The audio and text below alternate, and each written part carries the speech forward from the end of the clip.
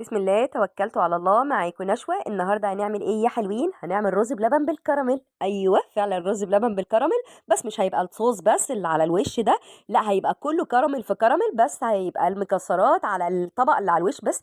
بصوا ما شاء الله ما شاء الله، ولا حول ولا قوه الا بالله. كوبايه رز فقط لا غير، عملت معانا كميه قد ايه؟ بجد بجد طعمه بسم الله ما شاء الله، بسم الله ما شاء الله. انتوا هتجربوا وتحكموا، انا مش هقول لكم طعمه عامل ازاي، انتوا كل واحد هيجرب الوصفه هيقول ان شاء الله باذن الله الوصفه عامله ايه. بس بجد يلا نغير رز بلبن التقليدي بتاعنا ونعمله شويه بشويه افتكاسات، بس افتكاسه حلوه، مش ان هي مثلا تبوظ لك طعم الحاجه او تغير لك من طعمه خالص تماما. بجد بجد هو رز بلبن، رز بلبن بس مليان كده كده شويه دسامه كده وشويه حاجات حلوه. بص ما شاء الله يجنن ازاي. بجد حلو الطريقه والمقادير والوصفه حصري عندي انا وبس. ان شاء الله باذن الله نروح للمقادير. معايا كوبايه رز مغسوله اللي هو مج الشاي بتاعنا، وبعد كده معايا من نفس الكوبايه اللي احنا عايرنا بيها الرز هنعاير بيها كوبايتين ميه مغليه، وبعد كده ننزل باتنين معلقه حليب بودر، وبعد كده معلقه كبيره كريم شانتيه خام ونقلب، ننزل بيها تدريجي عشان ما تكتلش معايا. معلقه كريم شانتيه خام نقلب، يبقى احنا نزلنا بالرز والحليب البودر والكريم شانتيه. تمام، هنقلب كل المكونات لغايه ما يغلوا غلوتين غلوتين فقط لا غير، وبعد كده نغطي عليها، نطفي النار ونغطي عليها. تمام، نروح بقيه المقادير. عندي كوباية حليب اللي هي 250 ملي، وبعد كده 2 معلقة كبيرة نشا. تمام، ما تكونش هرمية، 2 معلقة كبيرة نشا عادية. تمام، ونقلب ندوب كويس جدا النشا مع الحليب. تمام، نروح نكرمل السكر بتاعنا، كوباية ونص سكر هنكرملها على نار هادية زي ما اتفقنا، ايدينا ما تتشالش منها. اول ما نلاقيه عمل كده كراميل من النص نبدأ نمسك الاسباتيولا بتاعتنا ونقلب كويس جدا. تمام، لغايه ما السكر يدوب بتاعنا، ما تشيليش ايدك من الكراميل خالص بتاعك. تمام، هنبدا نقلب، ما تخافيش هيكتل معاكي، ما تخافيش ما تقلقيش خالص، هيسيح وهيدوب كله مع بعضه. بصي مجرد ما ساح هننزل بمعلقه كبيره سمنه بلدي او زبده. تمام، مفيش اي مشكله، لا دي هتخسر ولا دي هتخسر، لا دي هتقول لا ولا دي هتقول لا. عندي بقى الحليب بالنشا هنبدا ننزل بيه تدريجي، ما تخافيش هيكتل معاكي، هيفك دلوقتي كله، ما تقلقيش خالص. ماشي، انا هوريكم القوام اللي احنا عايزينه. نزلت بذره ملح عشان تعادل السكر بتاعنا، وبعد كده هاخد كوبايه كبيره من الصوص بتاعنا، صوص الكراميل، وهركنها على جنب. تمام، هنروح للرز. الرز بتاعنا استوى زي الفل، هننزل بقى بلتر ونص حليب، لتر ونص حليب على الرز. تمام، ونبدا ان احنا نقلب.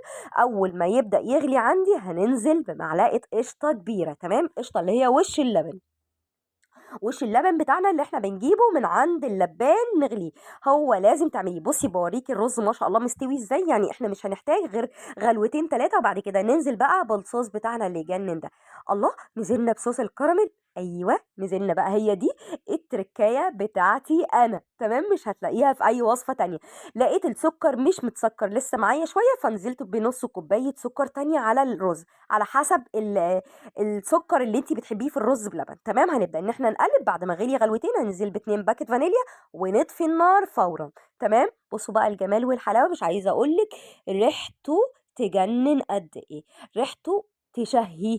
عندي الكبات دي بتتباع في اي مستلزمات ادوات منزليه، هتبداي تجيبيها ما تخافيش مش بتتكسر خالص. هنبدا ان احنا نجيب الكبات بتاعتنا، يعني هنغرف الرز بتاعنا، بس هنسيب جزء عشان الصوص اللي احنا هنحطه على الوش. تمام، نبدأ بقى، هبقى أبدأ أغرف المكونات بتاعتي اللي هو الرز باللبن بالكراميل كده، اللي ريحته مش عايزة أقولك تتاكل كده قبل ما تتغرف. بصي ما شاء الله ما شاء الله، ولا حول ولا قوة إلا بالله. عملت كمية معايا قد إيه ما شاء الله، يعني سبت في حدود تلات كبات كده هعملهم سادة، والباقي هنيجي على الصوص لقيناه تماسك معانا، مسك معانا، هنجيب نص كوباية مية مغلية عليه وندوبه كويس جدا عادي مفيش أي مشكلة. وبعد كده معايا نص كوباية سوداني محمص، ويعني دقيته دقة بسيطة كده، ما يكونش بودر، انا عايزاه مكسر كده حاجة بسيطة جدا. وهنقلبه في الصوص بتاع الكراميل اللي احنا خدناه من الصوص الاولاني. تمام، وبعد كده هنبدأ نجيب الكبات بتاعتنا هننزل بالصوص ده على الوش. بجد اللي هيجرب الوصفة يدعي لي، الوصفة دي حصرية عندي أنا بس، أعوذ بالله من كلمة أنا. إن شاء الله بإذن الله تجربي الوصفة وتعجبك جدا جدا. بسيطة، يعني إحنا اقسم لك بالله لو الوصفه دي اتعملت بره واتباعت، لا هتجيبي الكب ده لوحده، والكب صغير مش كبير، لا هتجيبي الكب ده لوحده ب20 جنيه على الاقل. تمام. فانتي اعملي وفري في بيتك وافتكسي، يعني اعملي كده، جربي. يعني انا جربته لقيته حلو معايا اول مره، تاني مره نزلته فيديو على طول، يعني قلت لازم تاكلوا معايا، لازم تجربوه ان شاء الله باذن الله، تجربوه ويعجبكم. بصي ما شاء الله الكرمشه بقى اللي على الوش، اللي على الرز بقى باللبن دي، يعني حكايه حكايه. يلا بقى تعالوا ندوق ونجرب، وبصوا بقى الجمال. بصوا بقى، يعني انا هسيب لكم الحكم. بصوا طري ازاي، بصوا دايب ازاي.